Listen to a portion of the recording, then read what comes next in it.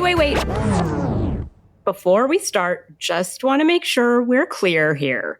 While this podcast talks about sobriety, mental health, and addiction, it is not meant to replace professional medical advice. Welcome to Sisters in Sobriety. I'm Kathleen. And I'm Sonia. And we're ex-sisters-in-law, brought together in marriage and bonded through our sobriety journey. Join us as we talk sobriety, addiction, and everything in between. You're in for quite a ride. And our Substack is buzzing with amazing content, from creative mocktail recipes to insightful courses and reflective exercises. There is something for everyone. Don't miss out. It's a great way to add some extra joy and depth to your journey. Check it out.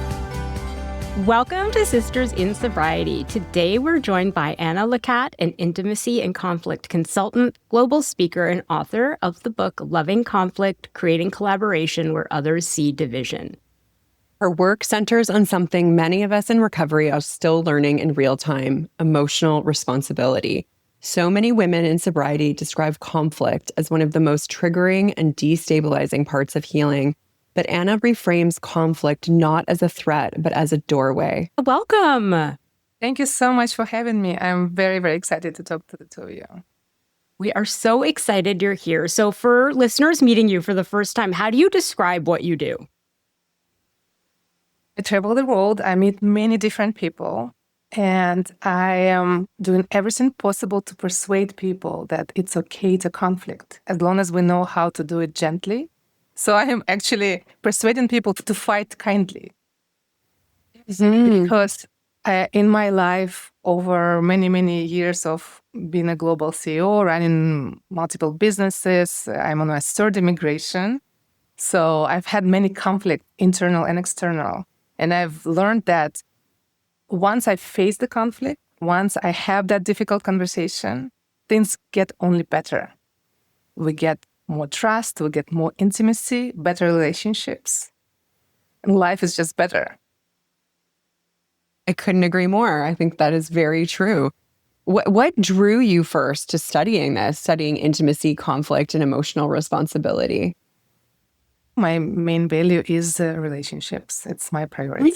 My personal relationships is my absolute priority before anything else. And so I've been always, since a little kid, I've been learning about people, about how they relate, how they stay attached, how they fall in love, how they love each other well. And so this obsession about loving well and being loved well is what drives me every day to study, to investigate, to research, to take classes, to work with people. And I also deeply believe that when people are loved well, which means they're seen, deeply seen and cared for, they don't need to wage wars. There is this deep belief in me that people who go to wars are people who are not loved enough. Mm-hmm. And so I think that in my little life, if I can touch enough people to teach them how to be loved well and how to love well, maybe there is a little chance that there will be a little bit fewer wars. Mm-hmm. I say this in my practice all the time.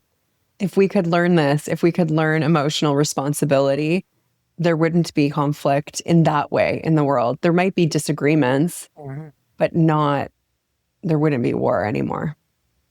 I agree with you. Mm-hmm. When you talk about being loved well, does that go beyond romantic relationships? Or, because I think that's sort of our natural go-to. It's like, oh, she's talking about romance. But you're talking about more than that, aren't you? I'm talking about that and more than that. So I think, first of all, I'm talking about romantic relationships. Being deeply loved and adored. And we can also receive that from other people and give it to other people. So our parents, our children, our friends, our sisters-in-law, our coworkers. So yes, it goes beyond that. And I think that the romantic love uplifts us so much, makes us better.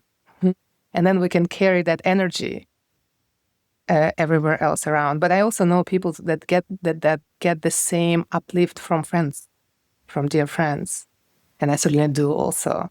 I also have very deep relationship with my parents, where I get a lot of uplift and give also. What do you think people misunderstand about conflict the most? We're taught not to conflict, to avoid it, to be nice to each other. And I think that especially women are taught to avoid conflict because it is often dangerous for us, because aggression is physically more dangerous to us than for us to us than to men. And so we're taught to stay away and to avoid and to calm down the situation. And so we are not taught to face difficulties early enough. So when the first time we feel yucky, something is off, we do not know how to go and dig and ask questions then. And we wait until it escalates and then it's too late. And so those skills, and just when we are little kids, we are taught not to fight. It starts right there. Yeah. Be I hadn't nice. even thought about that. Yeah. Versus what's going on there for you, and how, what are the skills, how to talk to somebody who is doing something that you don't like, that you prefer them to stop. You describe conflict as a tango, tension plus connection. Can you explain that? So I'm a tango dancer. I've been dancing for many, many years, and I actually dance both roles, so I know how to lead and to follow. And I'm really, when I do something, I get obsessed. So I traveled to Buenos Aires, Argentina, because that's where tango is from, many times, and I studied with master teachers, and I went really deeply into the philosophy and culture of tango. And now I travel all over the world, and I can dance with anyone. There is this, once you get good enough skill of connecting with another person, with another body, with another culture, with another way of thinking, I can, because I lead and follow, I can actually go and take anybody into the dance. And as long as that person is also listening and also creating with me, we can create something beautiful together that's bigger than both of us individually. And so the skills of listening carefully to myself first, and then to the other person, then suggesting something gently and seeing how they respond, and then following their response. That's how tango works. Is exactly how any conversation, especially a difficult conversation, works. Right? And so I'm just taking the skills of tango and taking it into the conversations. And that's what I do in my workshops. So I actually teach through tango, through the metaphor of tango. I teach people in corporations and during big events how to relate to each other without speaking first. So we use a nonverbal communication first. We relate to somebody we don't know, and we experience it in our body that it's possible to actually connect and feel deeply somebody else without talking. And then we carefully layer on the words. And so, Amazing. yeah, your life and your work has spanned so many different cultures. So Ukraine, China, US, France. And so does that nonverbal style of communication, is it universal, or Absolutely. is it culturally specific? Oh, thank you. I love this question. I love the cultures. And yes, so this is my third immigration. I went to China when I was 17, then from Ukraine, and then to the US, and I lived in San Francisco for 12 years. And now I've been living in Paris for 5 years. And I speak Mandarin fluently. So, and I really adopted China fully because I was so young, and I really needed to understand the culture to survive and and thrive there. And then the same happened again in California, and now also in France. And so I can say that, and now I lead the workshops in Mandarin, and I also lead them in France and in the States. And so it's very interesting to see, when I work with the organizers of the events, and they say, well, you've worked everywhere, but you don't really know this culture. We are different. I can tell you, every culture thinks that they are unique and that nobody else is like that. That even though you know every other culture, you don't know theirs. And I respect that. And I do think we're all unique. However, we're all humans. So that the fundamental desire to be loved and to be seen, and fundamental fears of what if I'm not loved? What if I'm not lovable? And the fear of death, the fear of losing the loved ones, these are all universal. Mm-hmm. And so maybe there will be different representation of fear. So people will show fear differently in different cultures. And they will show love differently, but the fundamental want and desire is there. And so when we drop the language and we start dancing, or we just we do a lot of eye gazing in my workshops. Like in China, for example, in Beijing, they told me before we did the workshop, men in China will not eye gaze. It's so much against our culture. It's considered not polite to do it. And I said, okay, just let me play and see what happens. And it was amazing how this Chinese men were looking at each other we start with 2 minutes and then we rotate. And so almost everybody in the room looks at somebody else in the eyes for 2 minutes while we listen to tango music. And they were doing it, and they were crying, and they were experiencing everything that there is next to experience when you, for a long time, just look at somebody else's eyes, especially if you don't know them. And I lead, it's a meditation.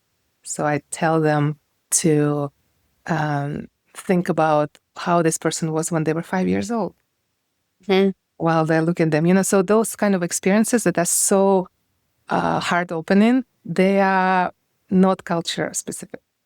And so one thing that does seem kind of universal with a lot of cultures is what you mentioned about we're taught to not fight and to not have conflict. And so how do you help people start believing that conflict can be a place of collaboration and not division? We practice on small, difficult conversations first. And so it's by practicing and then looking back and looking at the results that then they slowly understand that when they get good enough at it, how we are, right? When we're good at something, we start loving it. And so then they start daring to do it more often in their lives. So just simple, difficult conversations when we're in a restaurant and we don't like our dish, to send it back or to just I can't do that. I can't do that. That's it. So I think that's the best first step, is to do it the next time you do it. And it's about, so we learn the skills, right? So it's about that is what's going on with me. It's not about them. And then using the kindest voice possible and the soft eyes and your body language, that you are not fighting. You are asking, you're requesting something. And then making very clear requests so that the other person can win with you. And then when they do it, you reward them. So that right? So softness in you, clear request, and overwhelming reward. If you do it with your waiter multiple times and you see that when you are rewarding them, you're going to receive so much dopamine, right? And oxytocin, you're going to feel so good. And you will remember that in your body. Oh, that's how it feels to face a difficult conversation. And then step by step, we take that up, and then we take it to the most difficult conversations, which is in your family. It's like how Ram Dass said, if you think you're enlightened, go spend a week with your parents. Yeah. Yeah, he did say that. Yeah. I would like to say to anybody, if you're thinking enlightened, go spend a week with my parents. Right. I think this is good, and I like the spectrum of conflict, like the waiter example, all the way up to the most difficult conversations with family. And on the weekend, I had to go back to a hairdresser, and I didn't like what she had originally done to my hair.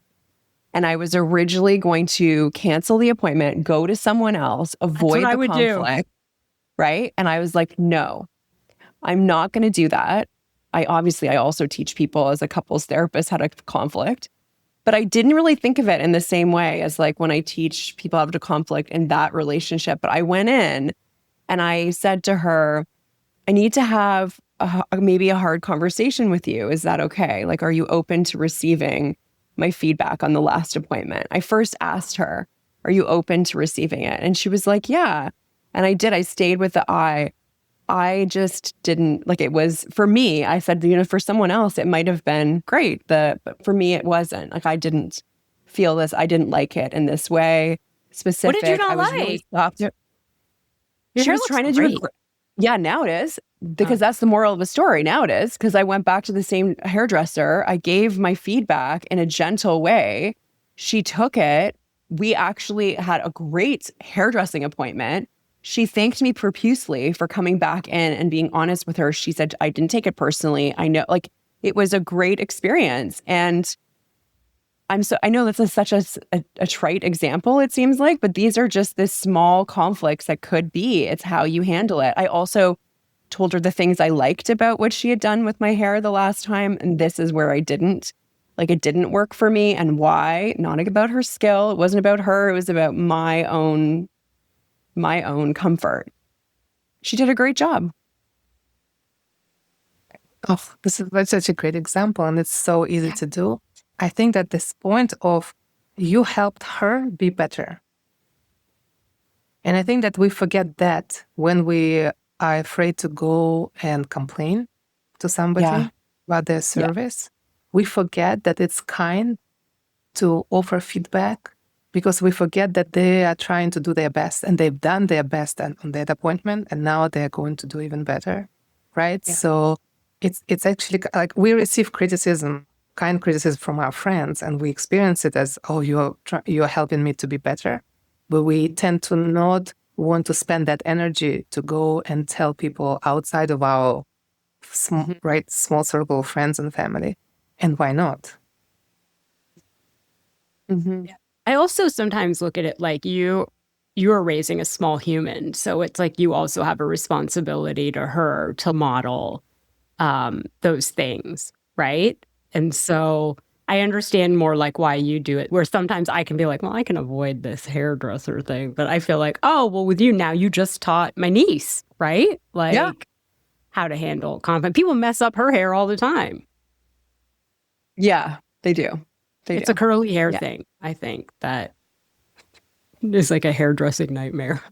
But so Anna, since this is Sisters in Sobriety, and since we're doing examples, do you think people drink sometimes because conflict feels unbearable? And so I used to do this. I would always, before I would call my mother, I would pour myself a glass of wine.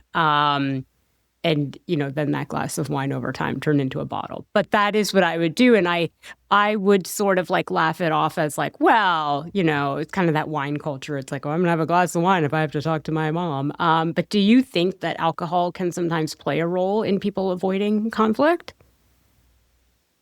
Well, I think so. And I think that when we have difficult conversations, I recommend not to take any substances to that we think those substances will give us more courage. I recommend not to. In fact, for all my work, I ask that people are sober. So for the workshops, I ask organizers to not serve cocktails or alcohol, which is really tough. It's like, who are you to tell us how to organize our event? And I've also, I've seen that people they don't want to face the big emotions, right? And so they escape into different ways, not only substances, but work, right? There are many other different ways to escape. People do try to escape from their big emotions. And I think many women don't realize that they're drinking to numb big emotions, such as anger.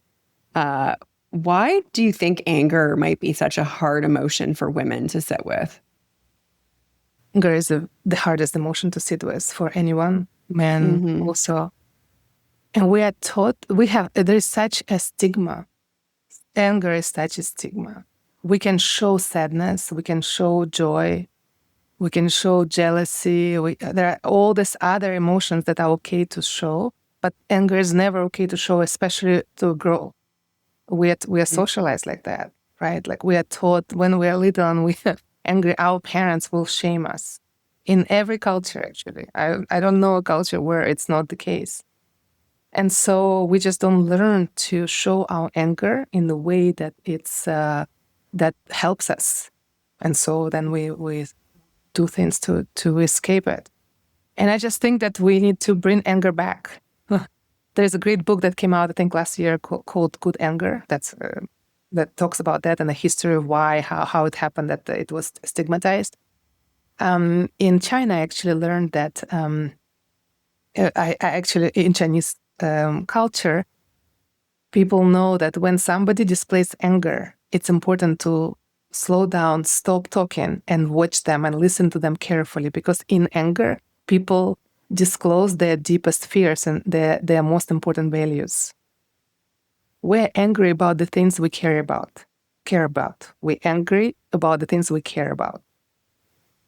Mm-hmm. I think that's something really good to remember. Yeah, if you can slow down and get curious with the person who's getting angry, what is beneath what you might hear? What do they care about? Yeah. How can someone tell the difference between healthy anger that signals a boundary versus anger coming from old pain or trauma? See, I think that both of those are important to notice and express. It's just important to ask for consent. Is now the right time, right? It's just, I think that in relationships, it's important that we train each other to sit there in front of each other's anger and to make space to it and listen to it. Because where else are we supposed to express it, right? So it's important to express. So, for example, for me, when I'm angry, I will say, I'm feeling very angry right now. Can we go deeper into this? Or can we explore? Mm-hmm. Are you okay with exploring with me now? And then we go. It could be, I think most of the time it's about our old wounds, right? Yeah. When we have big emotions, it's about something that happened when we were 3 and not this particular situation now, right? Even boundaries come from our past wounds. And so, okay, I'm feeling angry right now because of what happened. However, I think it probably comes from when I was 4 years old and my brother didn't want to play with me.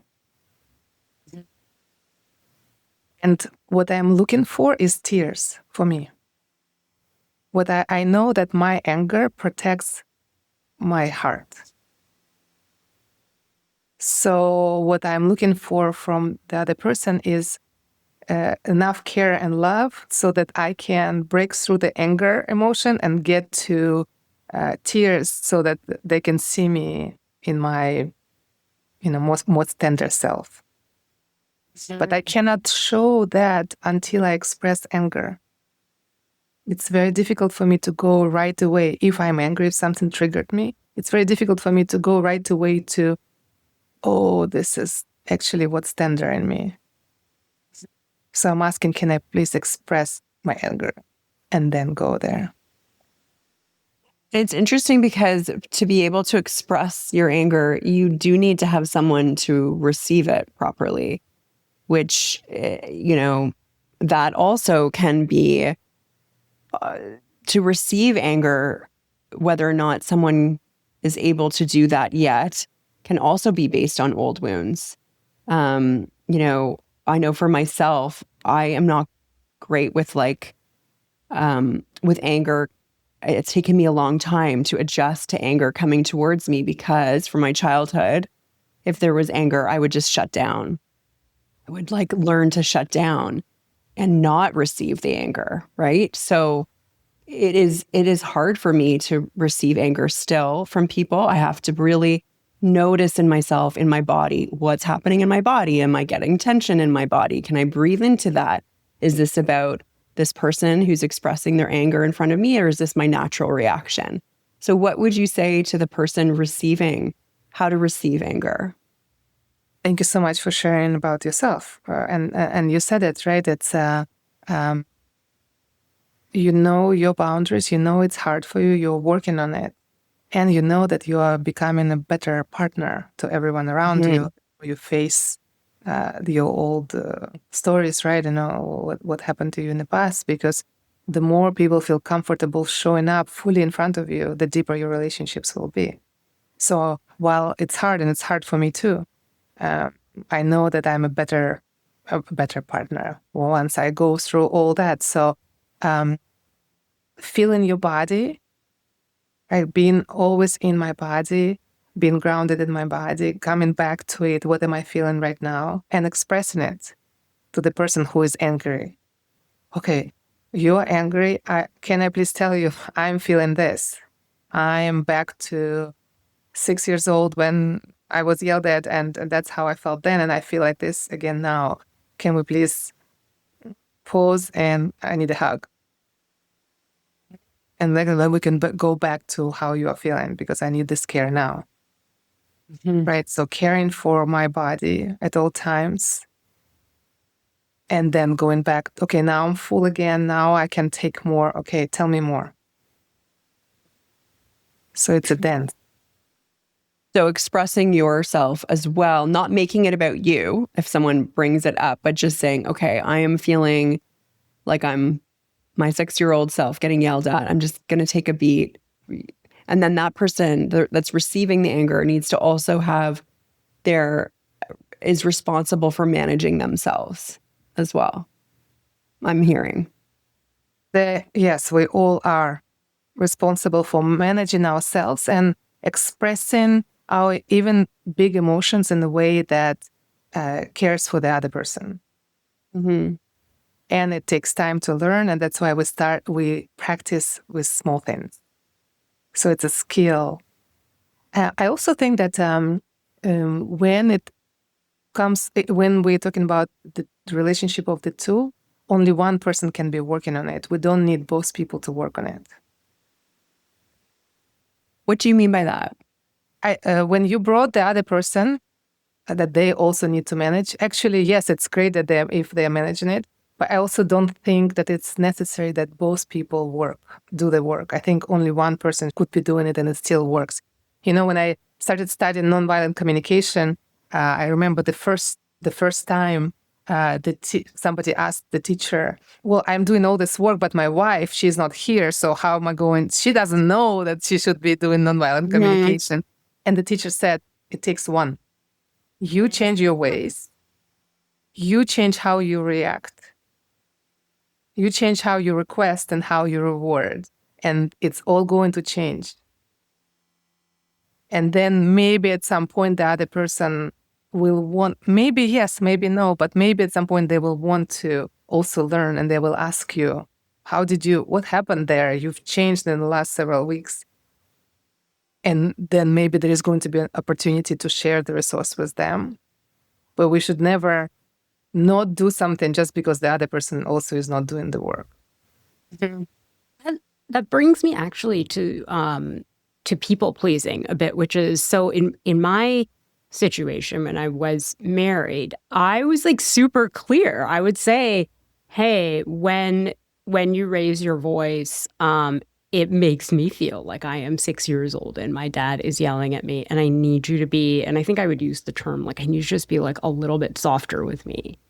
And he refused repeatedly. And so in response to that, I started people pleasing more with him. So if I felt something, I would like squash it down and just say, okay, whatever you want, instead of getting into a conflict, because I knew how the conflict would go. And so so that, I guess, is an example of one person doing some sort of work. But how do you not fall into that sort of people-pleasing behavior as a conflict resolution strategy, which I did because the other person was sort of unwilling to change? And so that was my default. Right. Look, I think that the fact that women develop people-pleasing strategies because there is so much violence against women is understandable. I'm glad we have that. Right. One of the ways of surviving is avoiding violent conflict. And so if this is the only way to stay safe, more power to us, right? So I'm only talking about difficult conversations when we're safe. When there is any chance of violence and aggression, physical or mental, emotional, all bets are off. This work is not for those situations. But in those situations are for professionals to look at, and I think that I'm never going to say to women, do not do people pleasing, because I am sure they're doing it because they need to stay safe. So maybe I did it to stay emotionally safe. I don't think I was like, But still, yeah, like I knew I was emotionally dealing safe. with somebody who was just wasn't going to change. I wouldn't say he was terribly unsafe in any other way. Kathleen, what do you think? Well, I do think that what Anna is saying, of course, I totally agree with this. This work is not, if we're talking about an unsafe situation. Like, I think though sometimes we will have been in many unsafe situations, whether it's in childhood or earlier relationships, and then our go-to is people pleasing, for example, when it might be not an unsafe situation. So I do see that a lot in my practice, where there have been women and men, quite frankly, that are, in their childhoods not in safe physically, emotionally, psychological. So they learn how to adapt. They learn different things to adapt, withdraw. They learn to people please. And then later on in life, they might be in a totally safe emotionally and physically and psychologically relationship, but they won't voice their needs. They will not have healthy conflict because they are just there. That adaptation is so present. That's so present. So, for you, because I know you so well, and I knew your ex-husband very well, and obviously I wasn't in your marriage, so I don't know if there was psychological abuse per se, and you can only answer that, and you don't have to. But I think that because I know your childhood, this is an adaptation for you to people please. For sure. It's easy. Like any sign of conflict, I'm more comfortable people please. Like I'm not going to push the envelope. You know what I mean? I may mention hey, it'd be great if you could be softer. But if somebody doesn't react the way I would want them to, I'm not going to push that extra. Yeah. Yeah. I'm not going to go that. What do you think, Anna? What do you think about that? Do you think there are some situations where it might be a safe environment, but the go-to is still to people please, and maybe that's something to look at? Absolutely. And I think that it's not in personal relationships that one needs to then look at. It's to do it everywhere else. It's to get obsessive about facing difficult conversations everywhere else in your life until you get the skill, until you know that you are very proficient at doing it. And then you go back to the moments that trigger you, that remind you of something in the past. And then you slowly, carefully, with consent and with conversation before with that person, start introducing it in those moments. And so first the hairdresser, then the waiter, then the Uber driver. It's just, and then slowly people you work with, your sister-in-law, and then your romantic partner. Because if you feel, if you get flooded with your romantic partner, that your romantic partner raises their voice, and you start using your adaptive behavior, then it's not the place to practice. Mm-hmm. Yeah. Yeah, you don't want to be practicing on that every single time. That's not right. That's a great way to think about it, is that my skills were so weak that he was not what I should have been practicing on. Yeah. You're right. I should have been practicing on waiters and because that, as soon as I got shut down, I was like, okay. Yeah. You're right. Yeah, that's a great way to look at it. Then you do not actually have your cognitive functions at that point to make clear requests. No. And then you start, right? And so in your case, you start people pleasing. Other people start being defensive or offensive, right? So that's not the right time. And also, I think that reframing conflict is also very important. Because when we think about hairdressers or waiters, you see, we think it's a conflict and means uncomfortable, unpleasant. Thinking about it is as a game.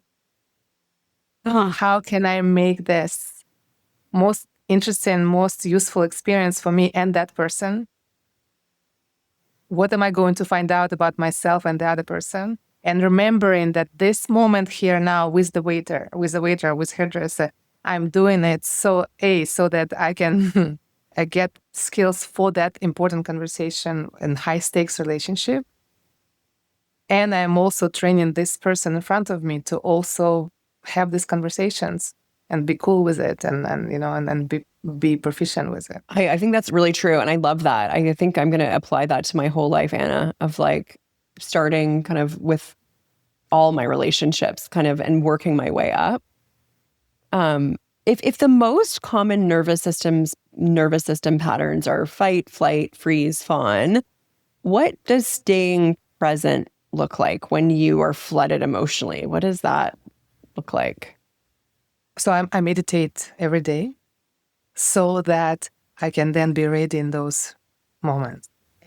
And I do this meditation where I bring back, if I meditate at night, I will bring back the moments in the day where I got flooded.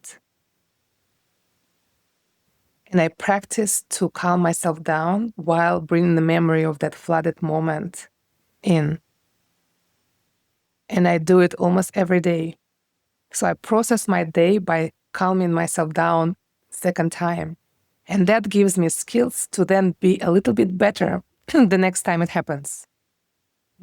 So if I lost it with my kids, I have 3 kids. If I lost it today with my kids, I will remember that. And then at night, it's actually super exciting to me because at night I know that I'm going to process it.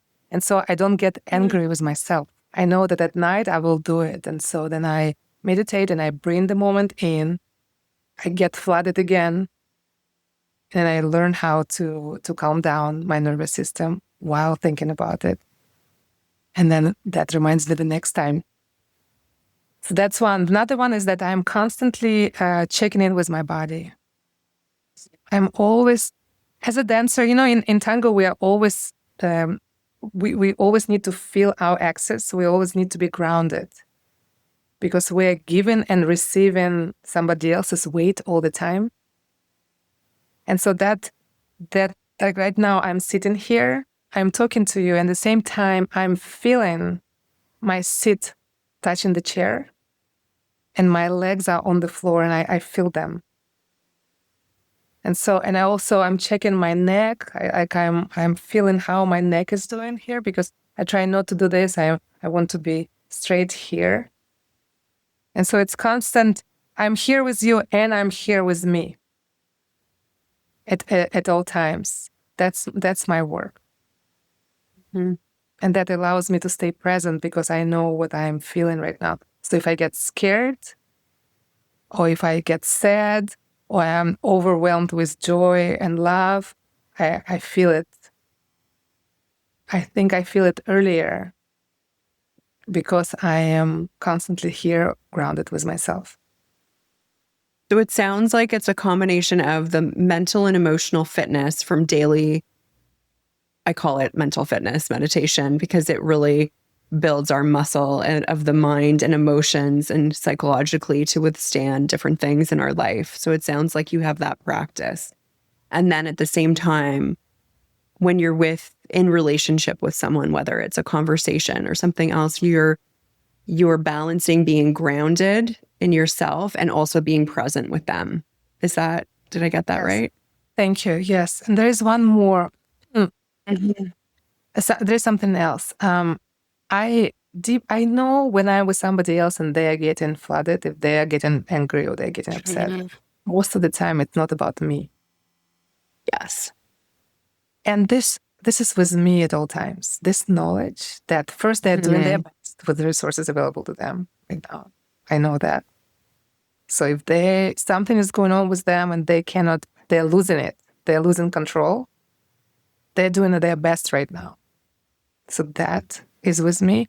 And then it's not about me. So if they got angry, it's probably because of what happened when they were 3 years old. It's not about me. I didn't do anything wrong.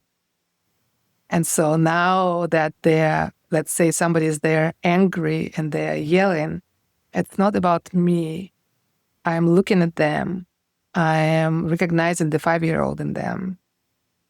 And that's when compassion comes in. So this trick of recognizing the 5-year-old in someone, that's something that's been practiced for many, many years in me. So especially in heated discussions, in difficult conversations, I am getting to that. If I feel like I'm losing it and I start to take things personally, I go to how were they when they were 5? Right. Mm-hmm. So is that also why so many of us interpret anger or conflict as rejection? Is that rooted in something that happened to us in our childhoods? Or is that a normal thing for us to see that as rejection? When somebody's angry with you, you feel like they're rejecting you? Yeah. Anybody else? Is it just me? I think that different people have different stories about anger. And it comes from, right, what we've decided when we were little, when somebody got angry with us, right? Some people think that they are unlovable and they will never be loved again. Some people think that they're in danger and they need to run, right? Like what Kathleen was saying, that there are the different strategies. So I think it's just what we need to remember, that it's not about us. And that this person is in pain right now because they are really afraid of something.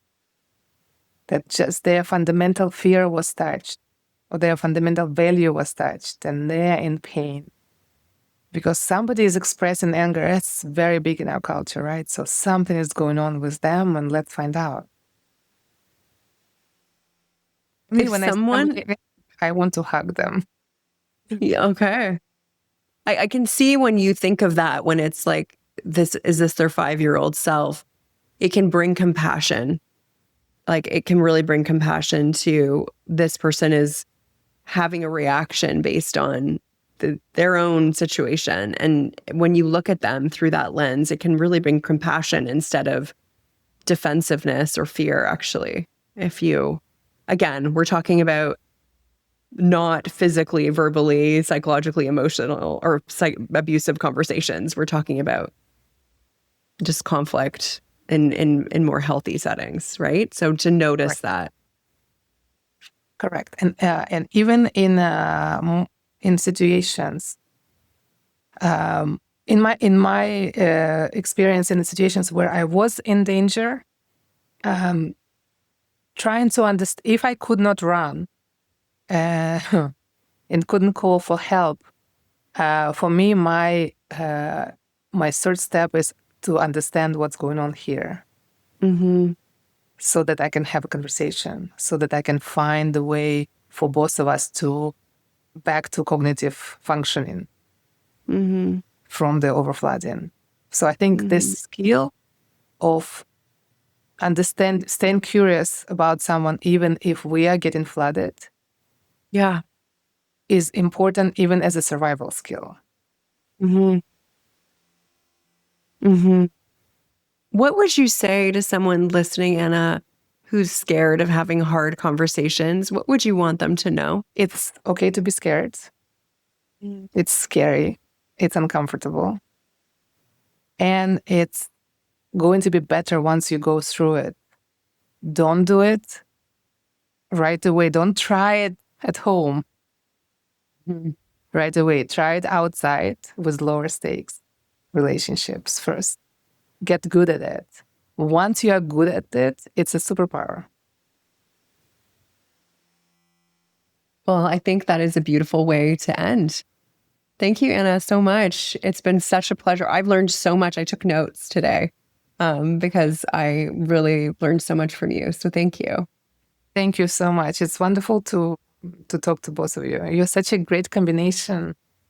And there's so much connection between the two of you. It's just beautiful to watch. Oh, thank you. That's so nice to hear. Well, thank you all for joining us for Sisters in Sobriety, and we will see you next week. This was Sisters in Sobriety. Thank you for listening and being with us today. If you want to learn more about sobriety and meet your community, find us at sistersinsobriety.substack.com. Are you a sister in sobriety? Then reach out on social media. We'd love to hear from you. If you're feeling generous, leave us 5 stars and a review and follow us wherever you listen. You'll never miss an episode. Until next time.